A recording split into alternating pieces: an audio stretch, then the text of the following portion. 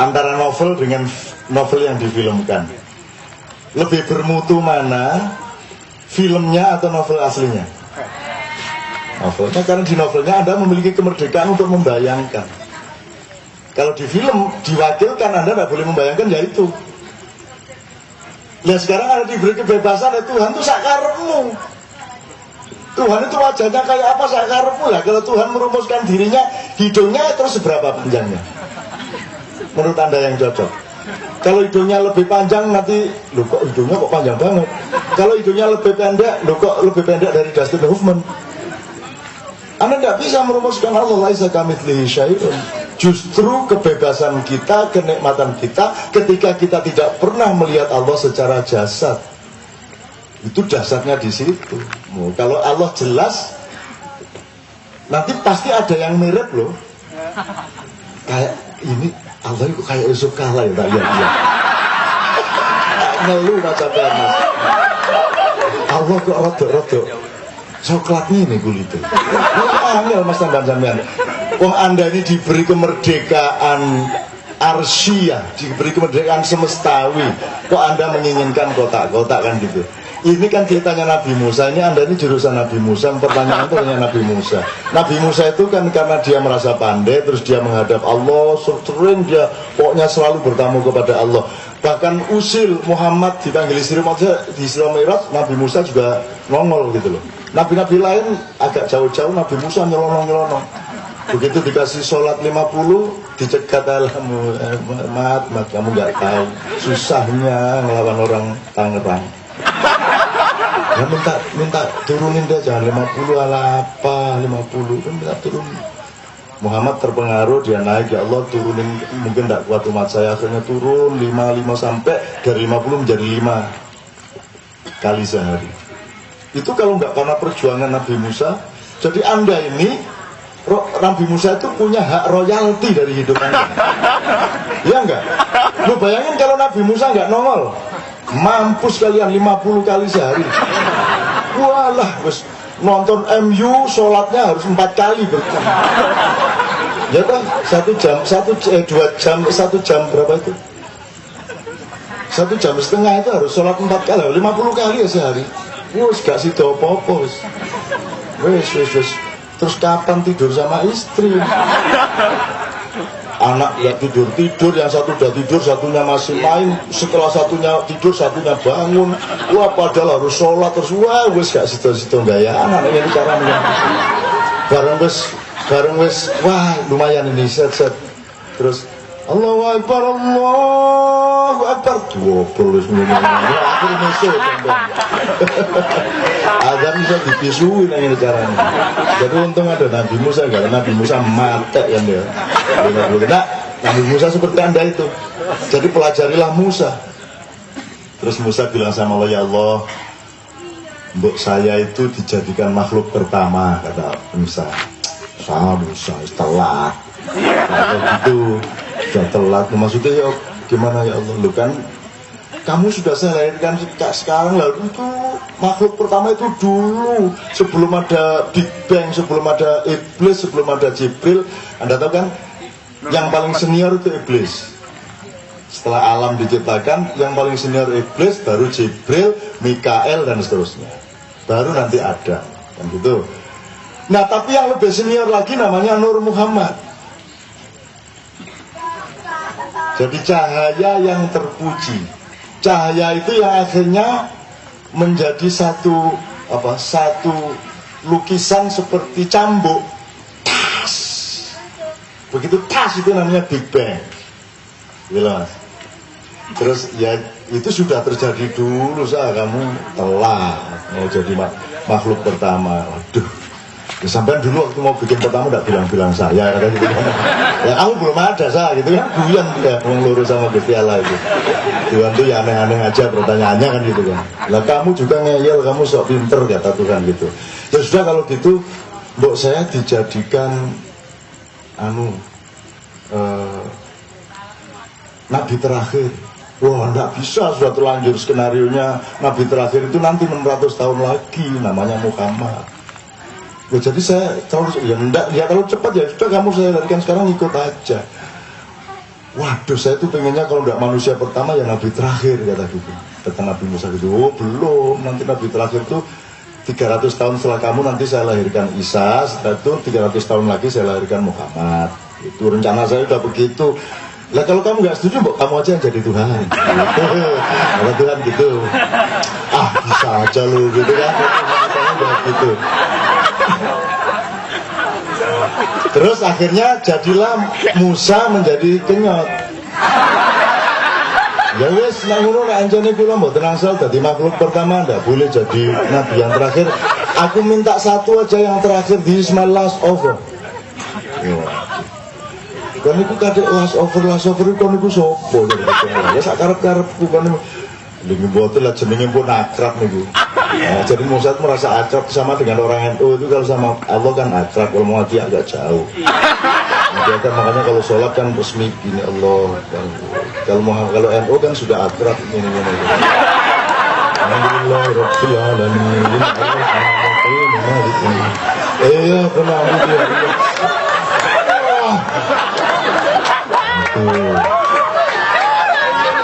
Itu tanda keakraban. Waktu pertama ketemu saya kan masih sopan-sopan, sekarang dia sudah sangat dekat sama saya dekat sama dia, sudah berani macam-macam, meskipun tidak sampai melanggar sopan santun dan hak-hak pribadi gitu loh.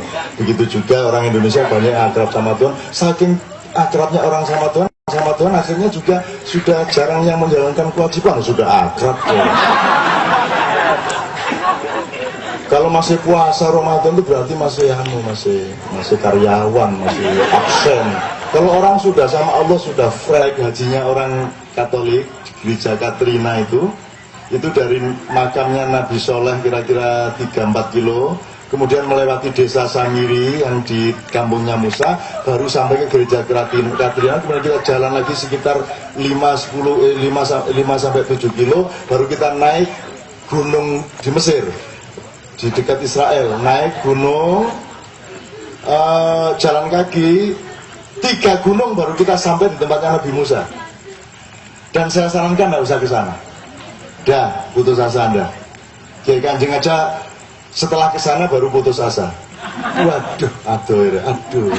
Begitu pagi, ya Allah jauhnya. Tapi disitulah Nabi Musa dulu. Dan saya begitu sampai di atas, juara pertamanya Bobit yang pegang keyboard, juara kedua Mbak Novia. Dan semua Kiai Kanjeng alhamdulillah lulus sampai ke atas dengan motivasinya masing-masing. Jadi Anda kalau ingin lulus berjuang harus punya motivasi yang jelas. Aku malam ini motivasiku karena aku mencintai Dik dan seluruh komunitasnya. Bukan soal Indonesia, bukan soal apa-apa. Aku mencintai, maka aku sampai ke sini. Maka Bobit sampai ke puncak, Joko SP sampai ke puncak, Joko Kamto sampai ke puncak, Pak D tanpa sendal, tanpa sepatu sampai ke puncak Gunung Tursina. Pak D Nuri di belakangnya. Masing-masing punya motivasinya. Kalau Pak D kan memang olahragawan dan ada jagoan sejak kecil, dia ingin buktikan, mosok aku gak iso cekeran sampai tutup bukur. Nah, Joko Kamto ini seorang pendekar silat juga, sehingga dia ingin membuktikan masa saya pendekar kalah sama yang lain sampai di atas, gitu kan. Novia juga begitu, dia punya saya harus punya hasil fotografi yang bagus-bagus, maka dia rajin, dia cari sudut-sudut sampai naik, sampai bener-bener gunung terakhir itu hampir 75 derajat, dan itu warungnya ada berpuluh-puluh. Jadi jalan 100 meter warung, minum lagi, ngopi, ngerokok 76. Dan begitu sampai atas, saya teman-teman udah kecapean. Nah, juara satunya Bobit karena ternyata motivasinya paling bagus. Dia penggemar batu akik. Berarti munggah ke rumah. Wah, semangatnya luar biasa mencari batu itu. Dia sudah bawa tempat alat untuk mengasah itu ya. Dibawa montol-montol sampai lucu. Itu loh. Maka dia juara satu. Itu loh, juara satu sampai di atas. Oke, sampai di atas teman-teman masuk masjid. Di situ ada gereja, ada sinagog, ada masjid di puncak betul. Saya di luar sendirian di tempat duduknya Nabi Musa tadi, Mas. Ini jadi ada semacam gua kecil, di sana jurang, di sebelah sana gunung yang diledakkan oleh Allah. Disitulah Nabi Musa mengatakan, ya sudah kalau saya tidak boleh jadi makhluk pertama, tidak boleh jadi nabi terakhir, mbok sudah sekarang saya mohon satu aja, mbok sampean sama Allah gitu, mbok Allah menampakkan wajahnya kepada saya. Itu seperti pertanyaannya Kenya tadi. Allah, oh, nah itu jalur gampang, kata Allah. Dan kamu lihat sana. Begitu Musa begini, gunungnya meledak, das, Musa pingsan. Nah terserah tafsirnya. Musa pingsan. Pingsan itu sebenarnya bahwa ufuk ilmumu, ufuk ma'rifatmu, ufuk apapun pencapaian jiwamu takkan sampai kepada Allah kecuali Allah mendatangimu. Kan begitu Mas? Maka Allah selalu menjanjikan, kalau engkau duduk untukku, aku berdiri untukmu. Kalau engkau melangkah satu langkah kepadaku, aku melangkah 10 langkah kepadamu. Kalau engkau melangkah satu depa, aku melangkah satu hasta, aku melangkah satu depa kepadamu. Maka Allah yang mendatangi kita. Gitu loh Mas, bukan kita yang mendatangi Allah. Sebab tidak mungkin kita bisa mendatangi Allah, hanya Allah yang bisa mendatangi kita. Maka kita dikasih tahu Allah, diberi informasi, aku ini Allah, sifatku 99, aku punya malaikat Sahlatus Samsi, aku punya malaikat Mikael, Jibril, seterusnya. Ada setan, ada jin ifrit, ada dajjal, ada dabah, ada macam. Tuhan yang ngasih tahu. So kalau mengandalkan penelitian di fakultas-fakultas UIN tidak akan pernah tercapai. Jadi Allah langsung kasih tahu, udah dikasih tahu aja deh. Lah Musa rakus, dia minta dikasih tahu wajahnya Allah, maka tidak bisa, dia pingsan, dia ilmunya pingsan, makrifatnya pingsan, semuanya pingsan. Gitu loh Mas. Ya masa ente mau nanti ketemu Abu Nawas, kapok sampai. Tanya sama Abu Nawas, Abu Nawas, kenapa sih Allah tidak menunjukkan wajahnya? Gitu kan. Loh, siapa bilang, kata Abu Nawas. Siapa bilang Allah menampakkan wajahnya? Mana buktinya? Ya enggak, syaratnya satu, hitungin rambutmu berapa persisnya jumlahnya. Itu kalau Abu Nawas. Saya tahu rambutmu berapa jumlahnya. Lu sampean tahu? Lu tahu jumlah rambut sampean, jumlah bulunya domba aku tahu, kata Abu Nawas. Itu persis seperti jumlah langit, bintang-bintang di langit. Enggak percaya, hitung sendiri. Abu Nawas kok dilawan. Karena dia bukan Demokrat, dia ditangkap pada suatu hari. Karena dia Gerindra. Kenapa? Hei Abu Nawas, kamu mengumpulkan pasukan khusus mengepung Jakarta. Sekarang sudah 1.500 pasukan khusus. Kamu training khusus untuk mengepung Jakarta. Siap-siap akan ada apa bulan Juli. Aku tahu, kata si Demokrat. Kamu saya tangkap, kamu dihukum. Terus hakim mengetukkan palu, Abu Nawas dihukum 3,5 bulan. Karena dia membawa senjata sehingga dia bisa membunuh orang kapan saja. Abu Nawas ketawa, tidak masalah Pak, 3,5 bulan. Asal sama sampean di penjara. Loh, kenapa saya harus di penjara, kata hakim? Loh, sampean lebih parah. Kalau saya paling membunuh orang, sampean memperkosa orang. Loh, sampean kemana-mana bawa alat itu, ayo. Gondal gandul. Saya khawatirkan bisa memperkosa orang. Nah, ya, kalau hukum seperti itu ya habislah kita gitu. Ya Mas ya. Jadi tidak usah mencari Tuhan Mas. Delok gitokmu dhewe kowe ora iso. Delok Gusti Allah. Tak kon ngitung wulumu ya ora iso. Soalnya tidak ngerti, kita tuh tidak ngerti apa. Antala ta'lam wa ana alam. Wa qala Allah kadzalik ya. Allah yang mengetahui. Tapi gairah itu diterima Allah sebagai kerinduanmu kepada Dia. Anda berpahala, Anda berpahala, jadi banyak-banyaklah menanyakan seperti itu sampai nanti Anda disuruh ke Gunung Tursina. Siapa tahu begitu di atas Gunung Tursina kamu bilang, memang tujuan saya supaya saya dapat biaya ke sini. Aku saya tidak ingin melihat wajahmu benar-benar loh, supaya nggak mungkin kan? Cuman supaya kau marah sehingga kau suruh. Gitu sama Tuhan juga bisa begitu. Kayak orang Madura disuruh terjun payung. Orang Madura kalau berenang itu ikan aja dikejar, sehingga sampai ke perairan Malaysia ditangkap sama polisi Malaysia. Kamu masuk perairan Malaysia, loh saya tidak masuk, ikan yang mau saya tangkap lari ke sini kan, ikan Madura lari ke sini, terus saya yang disalahkan. Kalah karo Madura negara ini. Ojo meneh negara Gusti Allah kalah karo negara. Begitu disuruh terjun payung, aduh, dia paling takut sama udara. Tidak ada peradaban Madura terbang, itu tidak ada. Insya Allah, aduh, takut saya Allah. Saya janji tolonglah selamatkan saya Allah. Kalau saya selamat ya Allah, saya belah tik, saya sembelih ayam. Terus malaikat, tiga wani bayar PT gitu kan. Kambing ya Allah, kambingnya ditingkatkan bargaining powernya. Naik, kata kapten, naik pesawat. Kambing 3 ya Allah, kambing 3. Berdiri, lihat jendela, kambing 5. Begitu di depan pintu, sapi, saya sembelih sapi.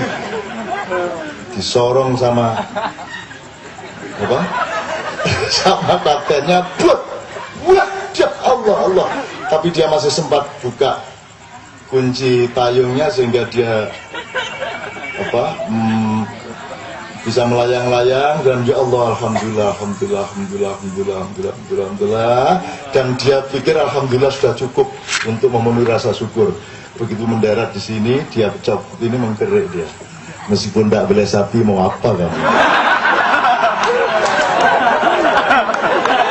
Mosok Tuhan lagi sapi.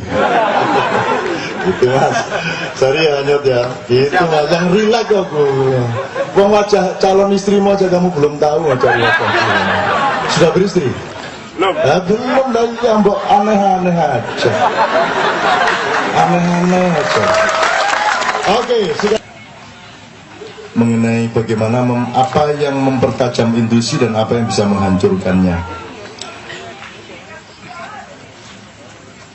Kalau kata yang menurut saya ingat terus untuk soal itu, pertama, hati itu harus bertapa. Nah, itu bisa 5 tahun, 10 tahun Anda menafsirkannya. Tapi hati itu bertapa. Jadi hatinya jangan mobat-mabit ke sana kemari. Pikirannya yang kerja keras, jungkir balik, tapi hatinya bertapa. Satu ya. Maka untuk urusan-urusan sosial, urusan nasib, urusan kaya miskin, hati harus selesai supaya dia bisa bertapa. Hati selesai, hati yang selesai. Banyak orang yang masih rewel, gampang sedih, gampang frustasi, gampang gini gitu, karena hatinya belum selesai. Ada banyak istri yang belum selesai hatinya dengan suaminya. Ada banyak suami yang belum selesai hatinya dengan istrinya. Ada orang yang belum selesai hatinya dengan Allah. Nah, hati yang selesai ini tidak bisa saya 100% jelaskan, tapi pokoknya tolong itu dijadikan pintu masuk.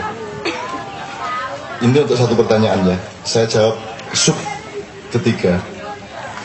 Kalau Anda ngomong intuisi, berarti Anda sedang mendengarkan suara kesunyian, suara batin. Nah, Anda harus belajar fisika dulu. Maksudnya mengerti dasar-dasar fisika bahwa kalau ini daging, ini kayu, ini logam, segala macam, tapi nanti Anda tahu bahwa itu partikel-partikelnya sama. Sebenarnya kalau itu semua bahannya sama. Sekarang diketahui sampai tingkat yang nano, bukan hanya mikro. Jadi dulu orang kenal sel, dulu orang kenal partikel, tapi partikel yang lebih kecil lagi sudah dikenal, ada proton, elektron, kuat, segala macam. Nah, makin kecil berarti makin lembut, makin tidak dikenal berarti dia makin rohani. Jadi misalnya Khairil Anwar nulis puisi Senja di pelabuhan kecil, gitu ya.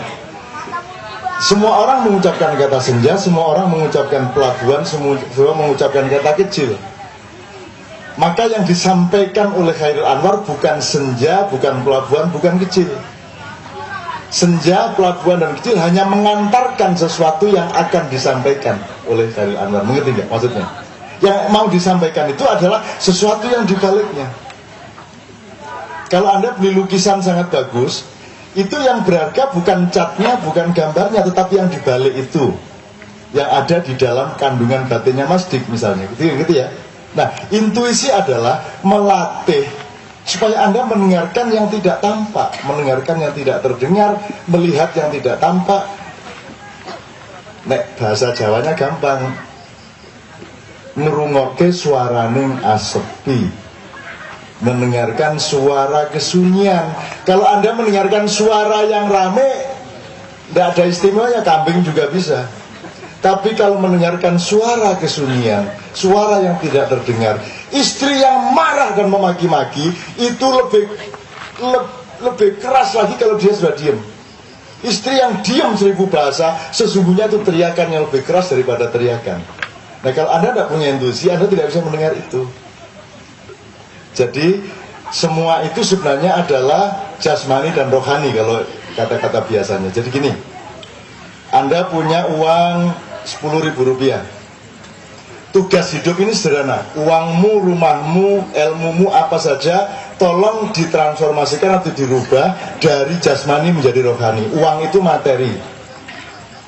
Ada satuan ratusan, ada satuan ribuan, ada satuan 10 ribuan, 50 ribuan, 100 ribuan.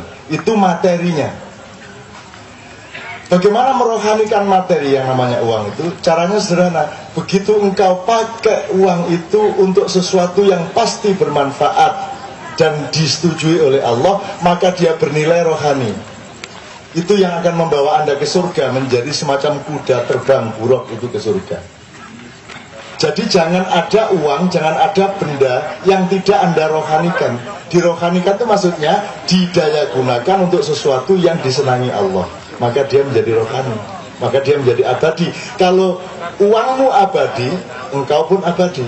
Itu yang namanya mengakhiratkan, kan fid dunya hasanah fil akhirati hasanah.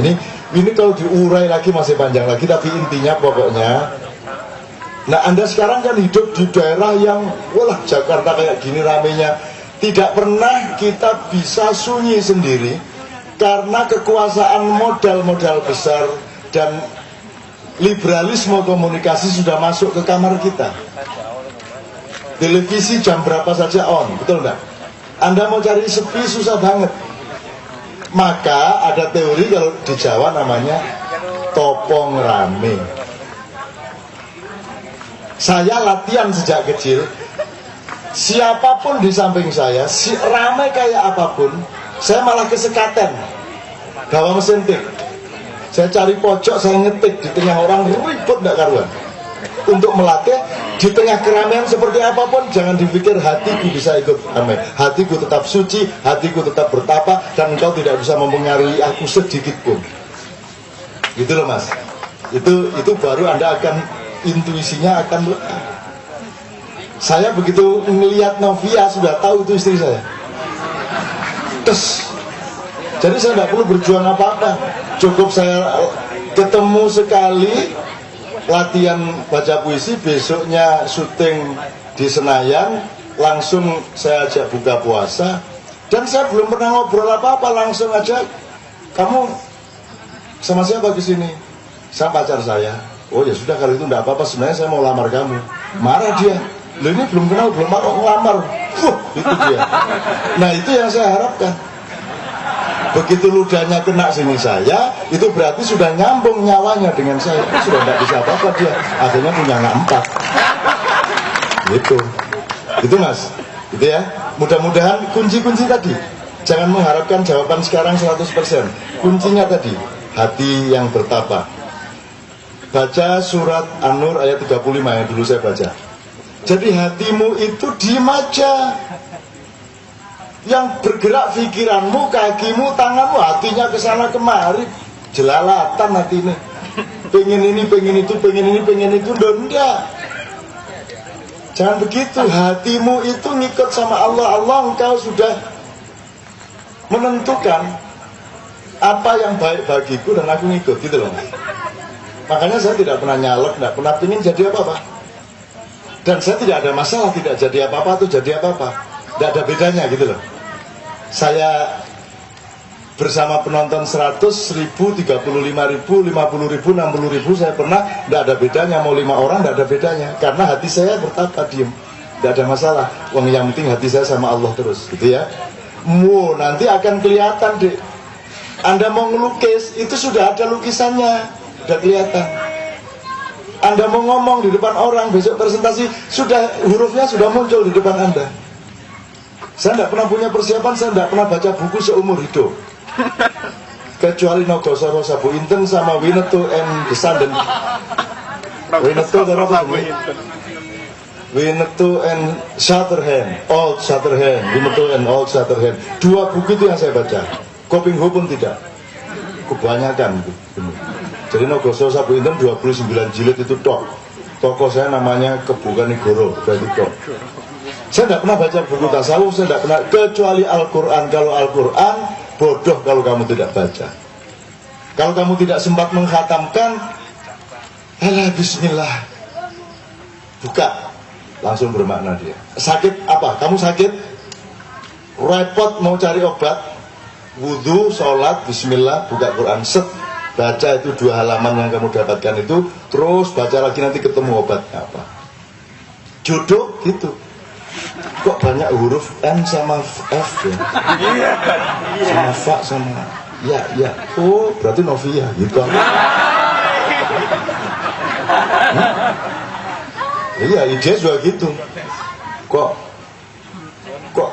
ketelinga gitu, telinganya dia. Oh, mesti jenenge Ainun gitu, jenenge. Gitu deh.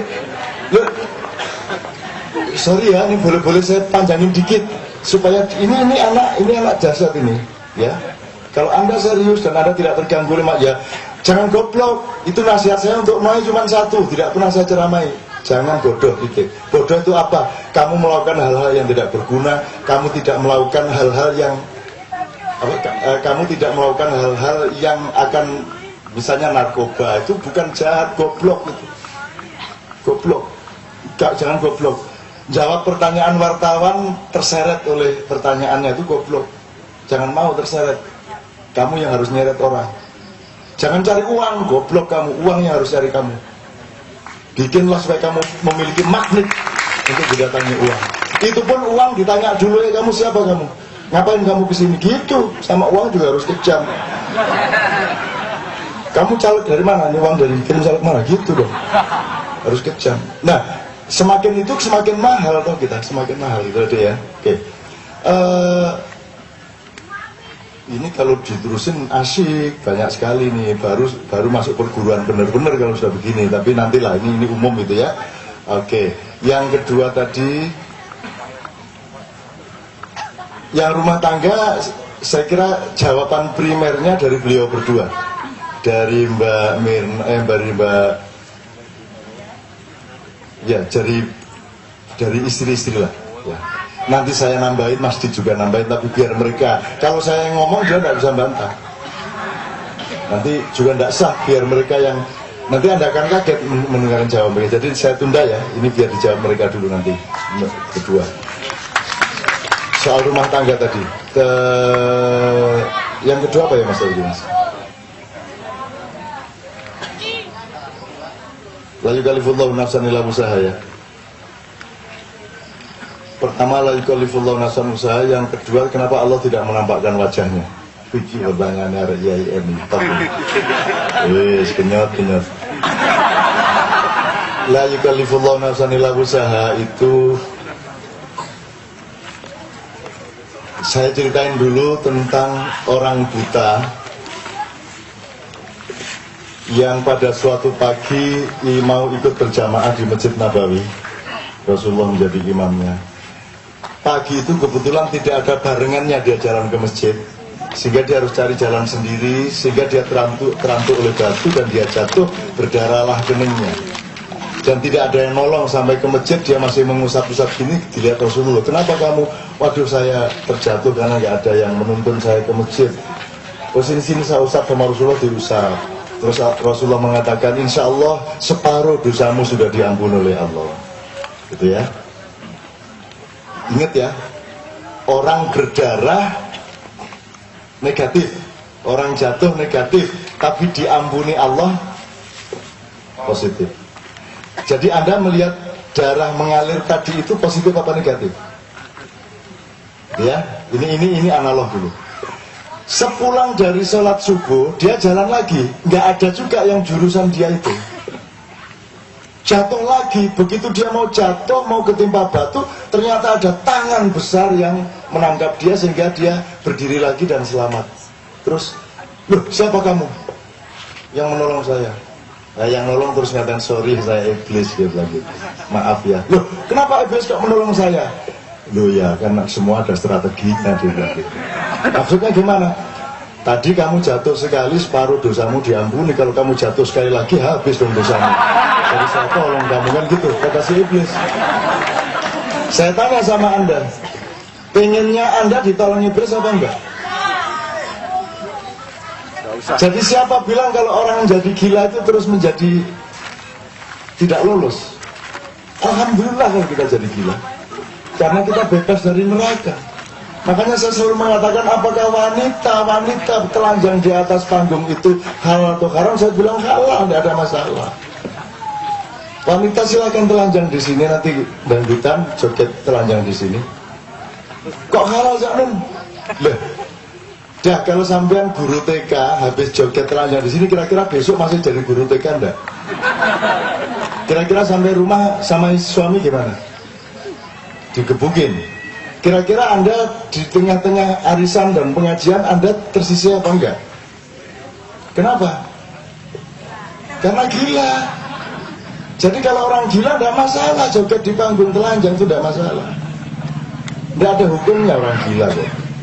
Jadi silakan kalau mau gila kan gitu. Maksud saya begitu Anda telanjang, nah sekarang tinggal masalahnya seberapa gila, setengah gila apa 3/4 gila apa seperempat gila. Kalau saya sih tenang-tenang aja, silakan telanjang, tidak ada masalah gitu loh.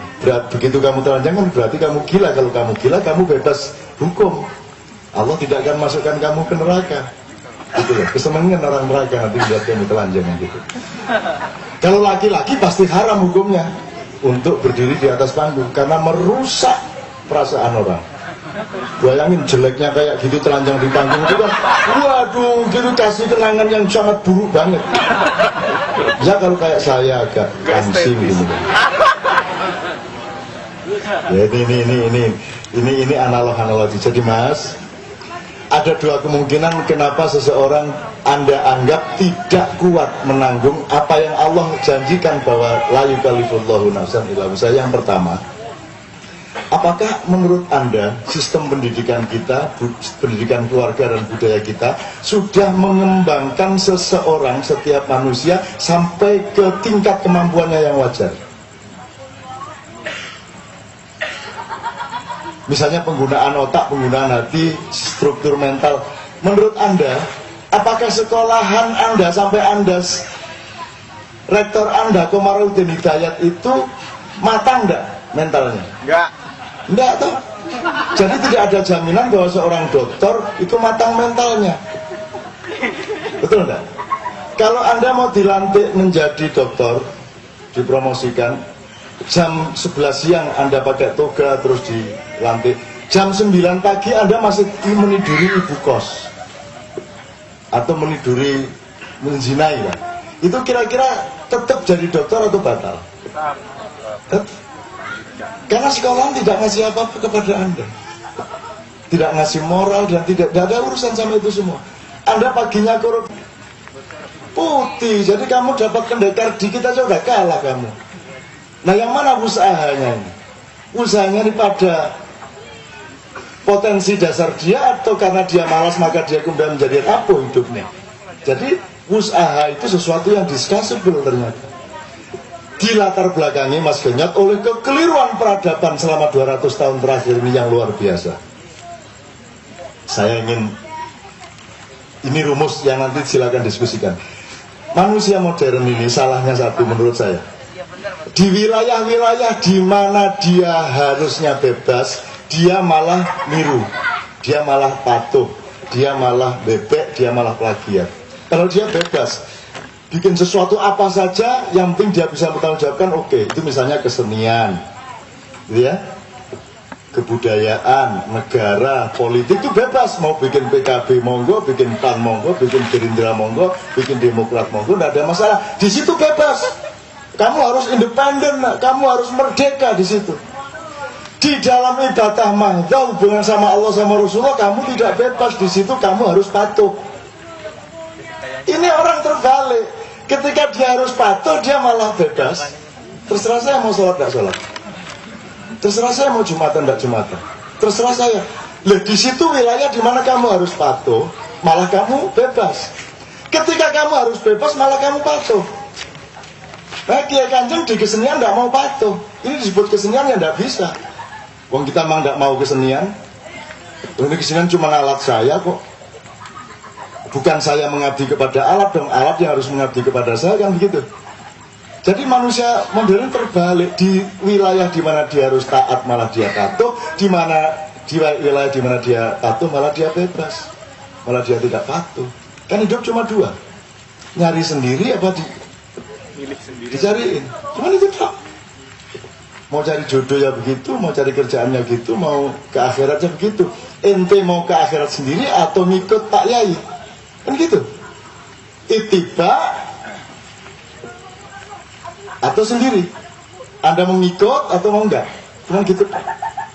Makanya semua ideologi kan ngomongnya kebebasan memilih, Indonesia luar biasa, pilpresnya merdeka, bebas dan rahasia. Sudah bebas, rahasia lagi enak banget.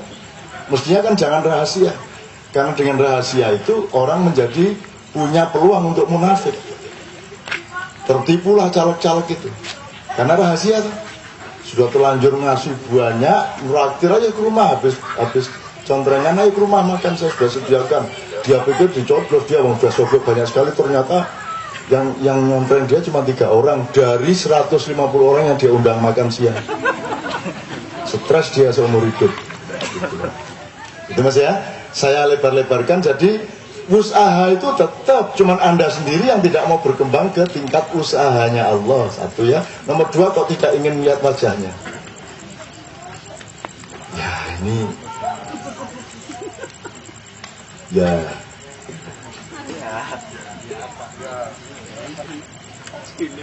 gini, ini bedakan gini, tolong belajar membedakan antara radio dengan TV. Pergi ke Jawa asli, kemudian ke Nasional Indonesia, kemudian ke Papua, Papua Irian Jaya, kemudian kita ke Sulawesi, kemudian kita ke Minang, Ambon. Ambon di mana? Ngerti Ambon di mana ya? Aceh di mana ngerti? Orang Aceh ya. Orang Aceh ya. Minang ngerti ya? Kita mesti mengenali semua saudara-saudara kita se-Indonesia. Oke? Ada yang masih mau ikut ke depan untuk nyanyi?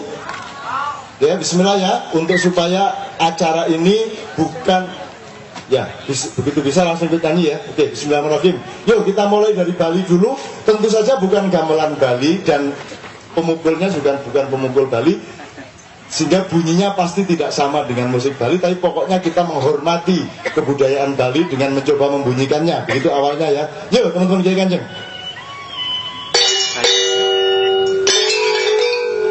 Oh, iya.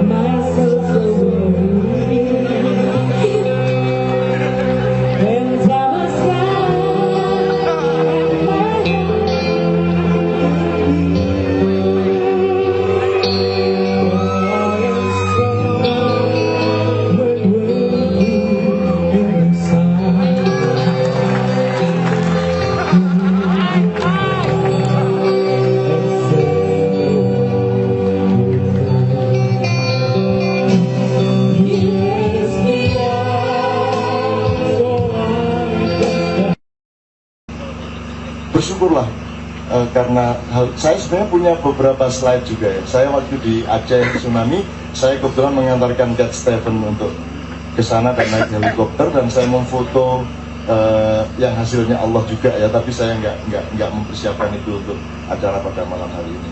Ketika ada kasus karikatur di Denmark, saya menjelaskan itu di daerah Mandar, dan ketika saya pakai layar begini menjelaskan karikatur-karikatur itu dengan segala macam jawaban Islam berarti itu, teman-teman itu memfoto saya berdiri di situ, itu di sebelah sininya layar, terus di sini itu ada orang juga dalam foto itu, padahal tidak ada.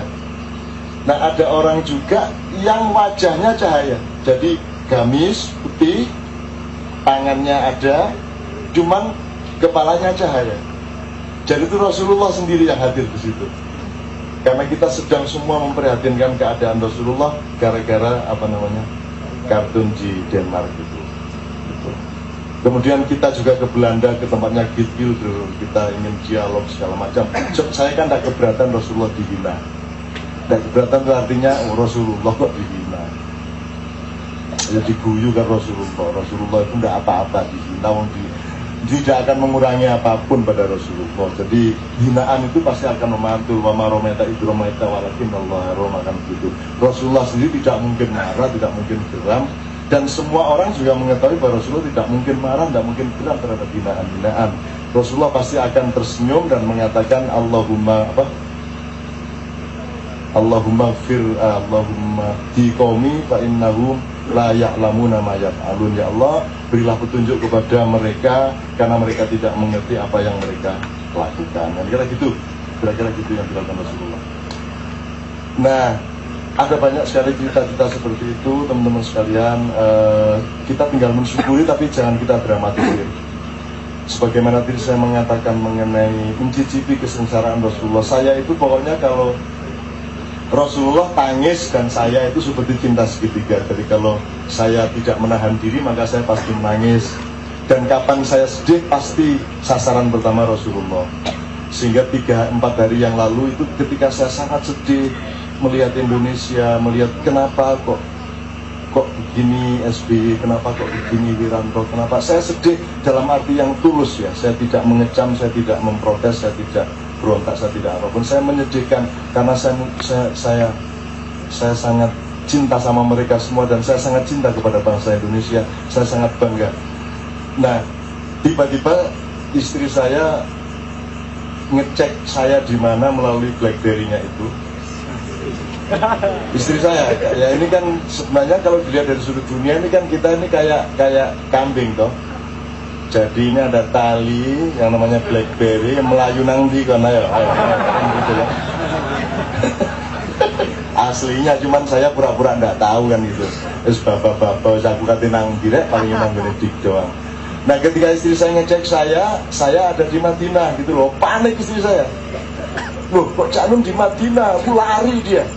Cari saya di mana? Saya di atas biasa, saya di loteng saya. Tidur saya di situ. Tidur. Loh, harusan ngapain ayo? Ngapain? Aku tidur. Ayo ngapain? Ini lihat ini di Madinah Munawwarah. Oh, ngawur itu kan tulisan ngawur, saya bilang gitu. Nanti kapan-kapan Colorado Munawwarah. Gitu-gitu tuh. Jadi yang penting menurut saya, begitu Anda melihat itu, jangan tidak kompak bertiga dengan Allah dan Rasulullah, kan gitu. Dan semua masalah Anda ini harus berada di dalam lingkup triangle of love. Ini prinsip yang utama, yaitu cinta antara Allah, Muhammad, dan kita. Nah, seluruhnya ini tidak ada seujung kukunya kekayaan Muhammad SAW. Dan Rasulullah adalah orang yang begitu kayanya karena dia profesional sejati. Dia direktur utama Khatijah Corporation, ekspor impor. Dia sangat kaya raya, tapi 100% hartanya Rasulullah itu ditanamkan kepada kepentingan rakyat di Mekah dan Madinah untuk UKM-UKM. Rasulullah sendiri memilih hidup sangat miskin tapi tidak sampai fakir. Rasulullah hanya punya pakaian 3. Rasulullah tidak pernah makan 3 hari berturut-turut kenyang. Selalu ada hari di mana dia kelaparan. Rasulullah menjahit bajunya sendiri, menjahit sepatunya sendiri. padahal dia sangat kaya raya, dia bisa punya budak berapapun kalau dia mau.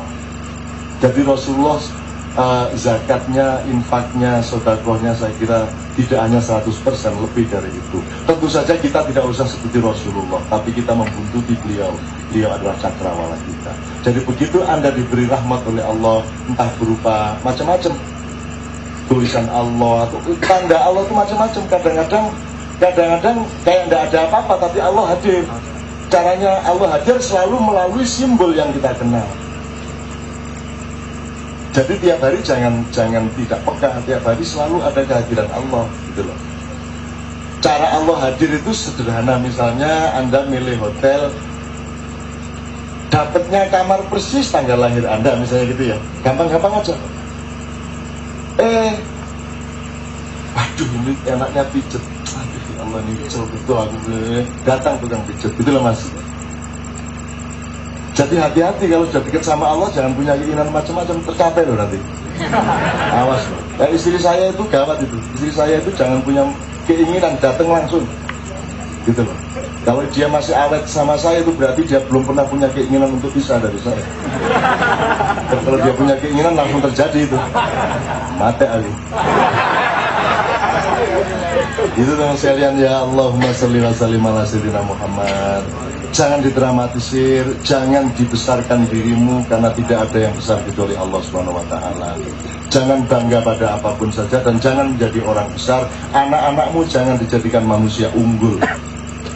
Apalagi kata unggul itu masuk sebagai virus dalam otaknya, tidak usah unggul. Biasa saja, keunggulannya nanti orang yang akan melihat, bukan dirinya sendiri. Kan gitu. Mari kita tawadhu dan jangan Islami unggul lah, itu harus tahu unggul-unggul itu janganlah. Unggul metung aja lah. Yang kamu kena arok itu. Ya, kalau saya ya, anak saya juga tidak saya sekolahkan di sekolah Islam terpadu. Saya tidak anti, tapi saya khawatir nanti anak saya GR, terus dituntut terlalu banyak. Biarin aja dia sesuai dengan perkembangannya. Wong saya tidak perlu apa-apain, dia belajar baca sendiri. Anak saya kelas 1, anak saya kelas 3 SD sudah nulis begitu banyak, dan komputer itu sudah kayak tanpa belajar, tanpa kursus dia sudah bisa mengoperasikan itu dan nulis tiap hari, dan tidak pernah kita unggul-unggulkan. Dan alhamdulillah dia juga tidak merasa unggul dari siapapun saja. Dan yang saya bersyukur, anak saya tidak menuntut ikut Pildajil. Waduh, nek melok Pildajil mate. Alhamdulillah anak saya cuek, tidak ada masalah. Dia chatting sama orang-orang besar, sama apa, tapi dia tidak punya, dia netral saja, dia tidak punya nafsu macam-macam. Alhamdulillah. Itu yang saya anggap kehadiran Allah dan perlindungan Allah kepada anak-anak saya.